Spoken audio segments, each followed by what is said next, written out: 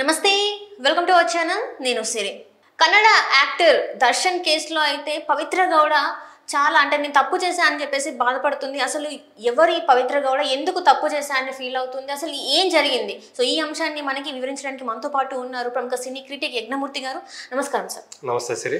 Sir, ఇప్పుడు చూస్తుంటే నేను తప్పు చేశా అని చెప్పేసి పవిత్ర గౌడ ఫీల్ అవుతున్నారు. అసలు ఎందుకు ఫీల్ అవుతున్నారు? అంటే దర్శన్ కేసులో నేను తప్పు చేశా అని చెప్పేసి తను ఫీల్ అవుతున్నారు. అంటే తప్పు చేశా అని అసలు ఎవరికి చెప్తున్నారు? మన అందరికీ తెలుసు, ఛాలెంజింగ్ స్టార్గా అభిమానులు పిలుచుకున్నటువంటి కన్నడ స్టార్ హీరో దర్శన్ని పోలీసులు మన బుధవారం రోజు అరెస్ట్ చేసి రిమాండ్కి తరలించడం మనకు తెలుసు. సో ఇదే కేసులో A1గా ఉన్నటువంటి నిందితురాలు ఆయన ప్రియురాలని చెప్పుకోవాలి. ఎందుకంటే 10 ఏళ్ల నుంచి తాము అనుబంధంలో ఉన్నట్టు ఆమె ఈ సంవత్సరం జనవరిలో తన ఇన్స్టాగ్రామ్ పోస్ట్ ద్వారా బయట ప్రపంచానికి వెల్లడించడం, ఆ పోస్టే ఇప్పుడు ఈ అంతటికి కూడా ఒక ఘోరానికి దారి తీయటం అనేది మనకు తెలిసిందే.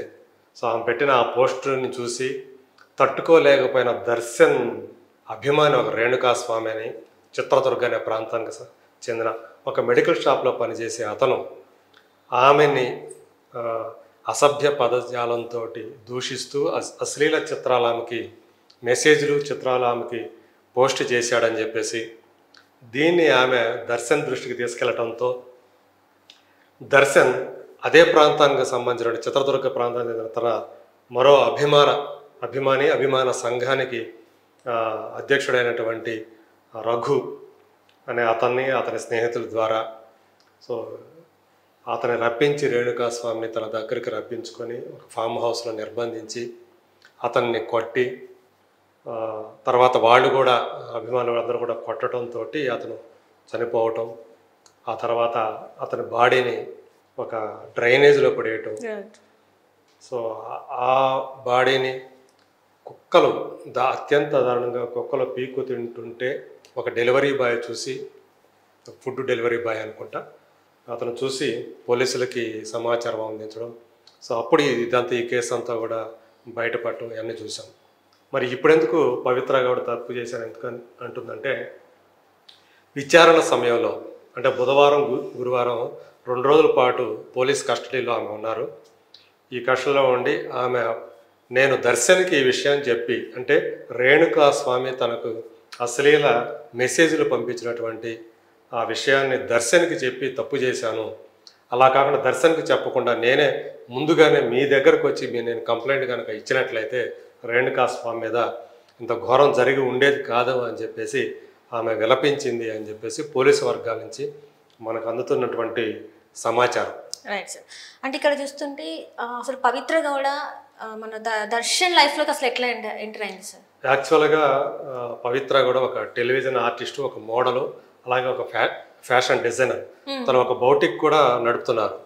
సో అందులో అంటే సంప్రదాయ చీరలు, సో ఇలాంటి వస్త్రాలని ఆమె డిజైన్ చేస్తూ, అలాగే మరోవైపు టీవీ అండ్ ఫిల్మ్ ఇండస్ట్రీలో కూడా ఆమె ఒక నటిగా కొనసాగుతున్నారు. 2016లో 54321 అనే ఒక సినిమా ద్వారా ఆమె ఫిల్మ్ ఇండస్ట్రీలోకి అడుగుపెట్టారు. సో ఆ తర్వాత చిత్రంగళ్ళు అనే ఒక సినిమా ద్వారా చిత్రంగళ్ళు అనే సినిమా, అలాగే కొన్ని సినిమాలు ఆమె యాక్ట్ చేశారు.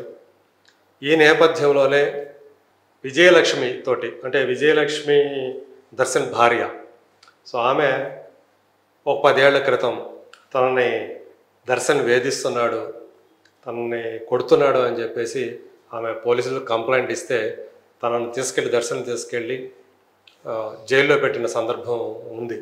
సో ఆ టైంలోనే దర్శన్కి ఈమె సపోర్ట్గా నిలిచి అతనికి దగ్గర అయిందని చెప్పేసి మనకు అందుతున్నటువంటి సమాచారం. సో అట్లా అంటే ఈయనకి పెళ్ళి 20 ఏళ్ళు అయింది, ఆమెకి పవిత్రకు వచ్చేసి ఒక 10 సంవత్సరాల క్రితమే విడాకులు అయిపోయాయి. సో ఆ తర్వాత దర్శన్ తోటి ఆమె కలిసి సహజీవనం చేస్తున్నట్టుగా ఆమె పెట్టుకున్న ఒక పోస్ట్ ద్వారానే ప్రపంచానికి తెలిసింది.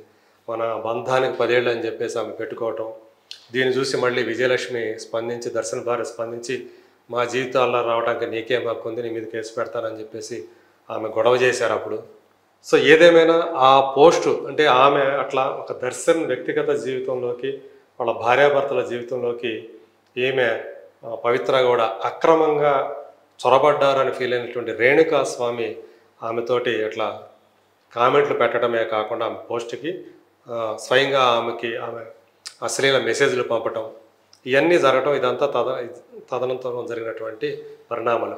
ఆమెకు మొదటి భర్త ద్వారా పవిత్ర గౌడకి ఒక కుమార్తె కూడా ఉంది, ఖుషి గౌడ అని చెప్పేసి. సో ఆ ఖుషి గౌడతోటి ఆమె పుట్టినరోజుకి తన పుట్టినరోజుకి కూడా దర్శన ఆ అమ్మాయితో కూడా కలిసి డ్యాన్స్ చేస్తున్న వీడియోస్ కూడా వైరల్ అయ్యాయి ఈ మధ్య కాలంలో. అలా మొత్తానికి అయితే లేటెస్ట్ పోలీసుల విచారణలో తేలింది ఏమంటే రేణుకా స్వామి మర్మాంగం మీద బూటు కాలితోటి దర్శన్ కొట్టడం వల్లే అతను చనిపోయాడు అని చెప్పేసి, అంటే అందులో ఎవరైతే పార్టిసిపేట్ చేశారో వాళ్ళందరూ కూడా చెప్పిన మాట. ఈవెన్ పంచనామాలో కూడా అంటే పోస్ట్ మార్టంలో కూడా మర్మామయం మీద బలమైన దెబ్బ తగ్గటం వల్లే రేణుకాస్వామి చనిపోయాడని డాక్టర్లు కూడా నిర్ధారించారు. సో అది చేసింది అలా కొట్టింది దర్శనే అని చెప్పేసి అక్కడ అంటే అతన్ని కొట్టిన వాళ్ళ రేణుకాస్వామిని కొట్టిన వాళ్ళు కూడా వాంగ్మూలం ఇచ్చారు. వాళ్ళు కూడా పోలీసుల విచారణలో చెప్పారు. సో దీన్ని బట్టి దర్శన్ చాలా క్లిష్టమైనటువంటి పరిస్థితిని ఎదుర్కొంటున్నాడని మనం చెప్పుకోవాలి.